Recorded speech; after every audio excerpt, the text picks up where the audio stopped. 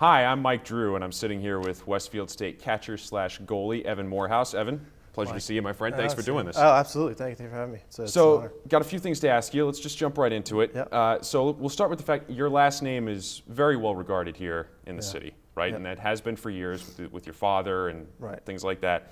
What does it mean to you to have that level of built-in support as an athlete here at the university? It's special. It's growing up around town for something like 12 years now, and everywhere I go, I get hellos and just how you doing, stuff like that. And it's really just an honor to be able to walk around and have that kind of that notability, that recognition of me to walk around and these are well accomplished adults that are Sure. around town, and for them to take their time, whether it's at dinner or just at a ball game or whatever, to walk over, say hi is really special. And it kind of makes me feel like I'm really a part of the city, and it is an aid to why I'm here. So it's really good. So we already acknowledged the fact that you're a two-sport athlete this year. Yeah. So I'm going to start out on the hockey side. Okay.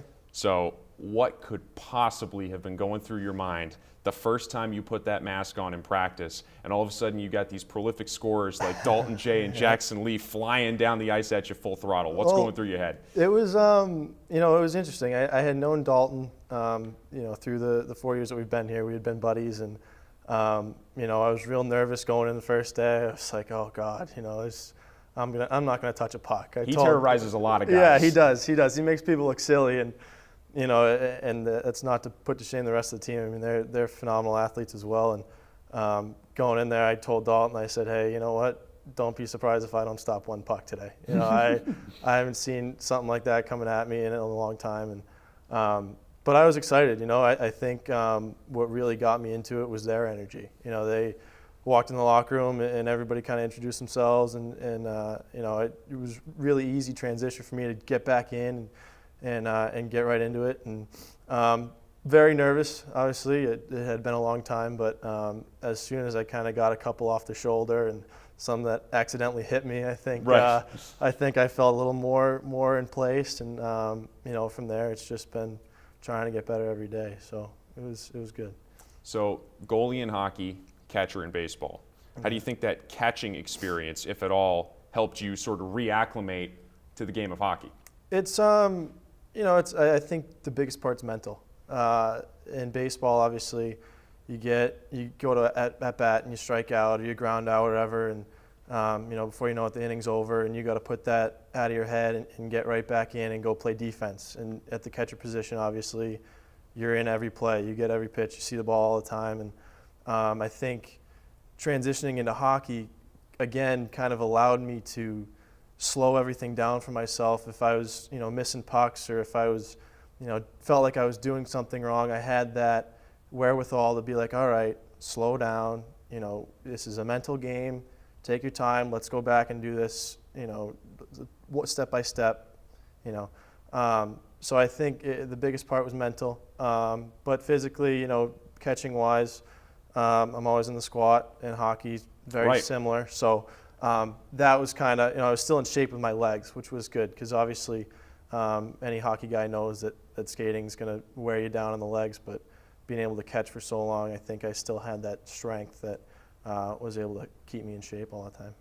So I know you've been asked about this before, and we've talked about it before too, Yep. but I want you to take me back to January 14th. Okay, Yeah. Team's down big to Fitchburg. The game's basically been decided. Yeah. Coach all of a sudden comes down, gives you the head nod, and says, go get him. Yeah. What is going through your mind that first moment you step on that ice? It was, I talked to Dave Caspel about this. He asked me a similar question. Right. And I think those first 3 seconds from when I put on the gloves and the helmet to when I skated into the net was just like, oh my God, this is happening. I waited so long to do this. Yeah. But once I got the net, I have my routine that I do before I start every period. And for me, growing up, I had come in relief before, so it wasn't anything new to me. But I do that routine immediately when I come in, no matter whether it's before a period or in between the game. So once I had done my routine, I just I was like, okay, I'm here. This is what I've wanted to do, and the nerves kind of just slipped away, and I knew I had a great support system with my entire team that had been on me all year about, hey, you're going to get in, you're going to get that, those couple minutes. And, sure enough, when they came, the energy that they brought kind of took the pressure off me, and I was just able to sit there and enjoy it. And I don't know if the smile went off my face for the entire 4-3-58 I was in there. So it was cool. It was really special, for sure. So from a team standpoint now, Yeah. you guys have sort of had an up and down year on the ice.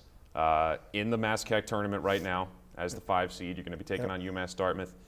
How do you view the hockey season as a whole now, just the entire experience? This can be not just you now, just the entire team. What's your evaluation of this season? I think it's been good, and every team's going to go through their rough spot, which we have, the 1-7 or 0-7 stretch, whatever it was that we had. Everybody's going to go through that. And, it's a constantly trying to find energy from your teammates and trying to give energy off. And it starts in practice, and I think a lot of the guys kind of recognize that. And, that's kind of what's catapulted. We've had big wins. We've beaten Nichols. We've beaten some top tier teams, and it's kind of coming down to the wire here, where we need to take these last couple days of practice before UMass Dartmouth, and really find, okay, what were we doing that week of practice that got us ready for that game? What was it the day of the game that got us ready to go? Why were we so hyped up? Why did we play so well? And if we can kind of find that consistency, I think this team's going to be really, really successful. Not just in the playoffs, but we've got a young core group of guys that could really carry this team in the future. And from a standpoint of obviously my first year at college hockey, I didn't know what to expect in terms of how well things would go or the environment and stuff like that. But it's been great. It's been a college atmosphere, and from day one, there's been a lot of excitement with the team, and now it's coming down to the wire, and we got to let it loose. We got two seniors, Dalton and Killian Kirkwood, who have given their all to this program for 4 years, and 2 guys that have a future in pro hockey most likely, and I think the younger staff and us need to recognize that and say, hey, look at what these guys have done for us. Let's send them out on a high note. And, so if everything falls into place and everybody's working hard and all cylinders are going, then I don't see why we can't go all the way. So. All right, now I'm going to jump to the baseball side. Sure. Okay, so the odds makers, these people, whether they're from Vegas or whatever, they're actually not. They're the MassCAC coaches. They like you guys this year. You guys got 35 points in the initial coaches poll, second to Salem. All right, you guys have a couple of big guys in that lineup, Danny DiMatteo and McCormick at the top coming back. So that's how they see it. How do you see the initial outlook for the baseball team this year? I think it's great. I think it's really great. We lost, obviously, our 2 top pitchers, in Molta and Cassidy. And everybody's been asking, how are you guys going to stay afloat without those top 2 at the top of your rotation? And from immediately, I think the first week of fall, when our freshmen rookies came in pitching, they were throwing strike after strike after strike. And any collegiate baseball player at this level or the next know that strikes are at a premium, and you need to throw strikes and let guys hit the ball. You need to let your defense make plays. And our defense, I think, is second to none in the MassCAC. I think you look at our outfield, you mentioned DiMatteo and Mack, and then you got Kyle Murphy and Wright, who's I grew up playing with my entire life, one of the best defenders I've ever seen in the outfield. And then the infield, we've got a couple of guys with some of the best hands. You talk about some freshmen that have come in that I've just been blown away with their ability to field the ball and their quickness. And so I think you put together that combination of the younger guys throwing strikes, because they're gonna get in games, and they're gonna need to contribute, and they will. And if they're throwing the strikes that they have been, we'll get our outs because we have that top-notch defense to back it up.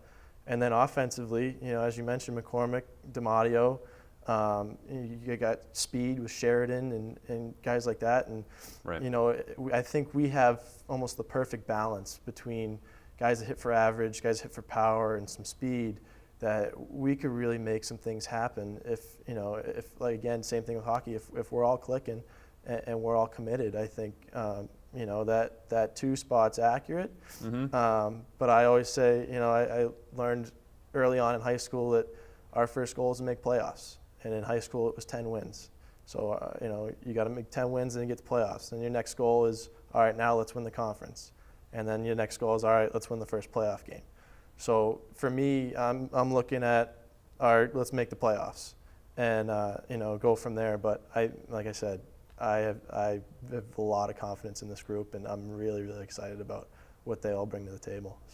So between both sports, you've had the chance to play for some real characters here at this place. Yeah. Between Coach Mealy, Coach Young, and on the baseball side, Coach Bashaw. Right. On an aside, I always used to wonder who would win in a steel cage match between Mealy and Younger. Yeah. That's another story for another day. That's a different day. It's over 4 years. That's a thought I've had. But so take the experiences you've had from all of those coaches. Really, every coach you've had here, not just those guys. Yeah. What do you think in terms of the skills that you've gained, the lessons you've learned from your coaches here? I think every one of them has made an impact on me athletically, academically.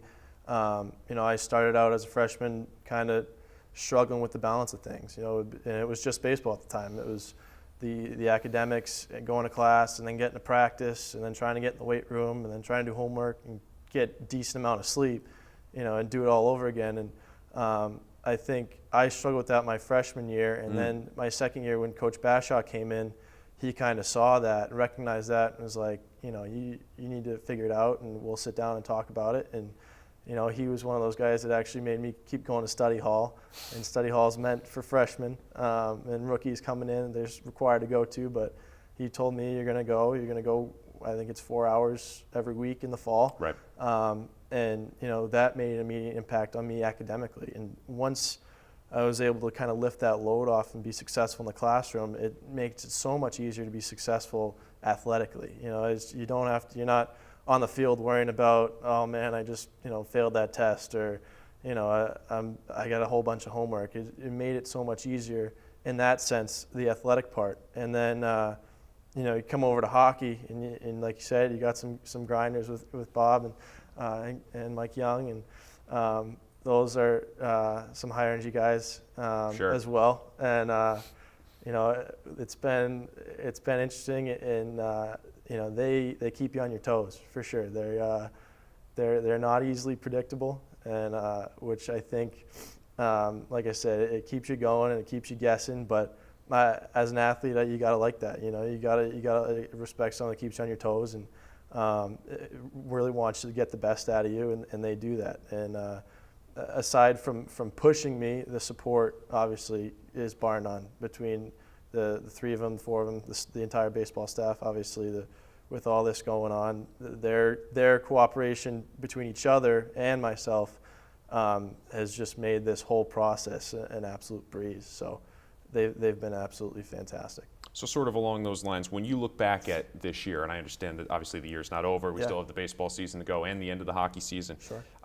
When you finally do get a chance to look back on all of it, are you going to have any regrets about doing this two-sport experience, or do you think that it's been everything you've wanted it to be? I think absolutely not. There would be no regrets ever. I think for years to come until the day I pass, I think this year will be arguably one of the most memorable years of my life. I think, as I mentioned, growing up, the hockey part was always the dream. Right. It was everything I've always wanted to do, and I was going to UMass Minutemen hockey camps as a kid, and hanging out with the older guys, the college guys, and dreaming of pulling on at the time it was a Minutemen sweater, but to be able to do it now and pull on a jersey, it says Westfield, and have it be a hockey jersey, and for me and for everyone around me that's been so supportive, I think it was just kind of a culmination of so much hard work and hoping and wanting to experience this, and the fact that I actually got to do it is something I will never ever regret. I think everyone from my parents to my brothers, my extended family, has, I think, almost enjoyed it more than I have, just because I've been so engrossed in it and want to make sure that I'm doing everything right. They've been able to enjoy a lot of it, And for me, that's just such a huge joy. And I see the looks on my Sure. my family's face, my mother and my father, and I know my brothers love it. They come to every game, and they're into it just as much as I am. So I will absolutely never forget this past year, and regardless of the stresses or agonies that I go through. So last one I got. This one's a little bit off the map, but that's okay. No, fine. So let's say you develop some serious pop, okay, and you crush one out into the woods at Hagen Field at some point in the spring, or let's say, or it doesn't even have to be a home run. Maybe you make a block on a big pitch or something. Sure. Do you have some phrase or some sort of call you'd like me to use in that moment? I don't usually get the chance to ask these questions, so I'm going to do it. I don't know off the top of my head. Okay. I might have to get back to you on that one. Yeah. But, talk to your buddies if you want. I will. But, I will.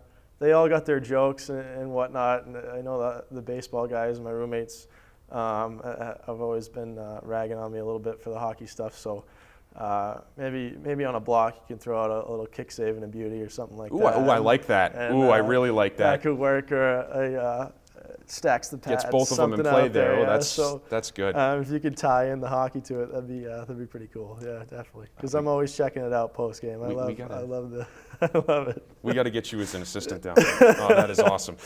Evan, thanks for coming in, my thanks man. a lot. I Seriously, appreciate it. this has been great. It's great to do it. You're a great story. This has been a great time. All right, Thank that's you. Evan Moorhouse. I'm Mike Drew. Thanks for watching.